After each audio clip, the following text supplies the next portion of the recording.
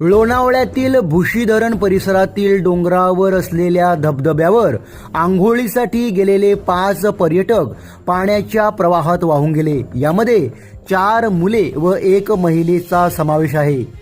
दोघांचे मृतदेह आढळले असून इतरांचा शोध घेतला जात आहे। मिळालेल्या माहितीनुसार पुण्यातील हडपसर येथील सैदनगरमधील अन्सारी कुटुंबातील काही जण रविवारी भुशी धरणावर पावसाळी पर्यटनासाठी गेले होते। यावेळी धरणाच्या मागील बाजूस असणाऱ्या धबधब्याखाली भिजण्यासाठी म्हणून हे सर्वजण त्या ठिकाणी गेले। मात्र पाण्याच्या प्रवाहाचा वेग वाढल्याने या कुटुंबातील एकूण 7 जण पाण्यासोबत धरणाच्या मुख्य डोहात वाहून गेले।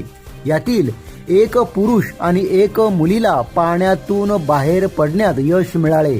मात्र 3 मुली व 1 मुलगा तसेच एका महिला पाण्यातून बाहेर पडण्यात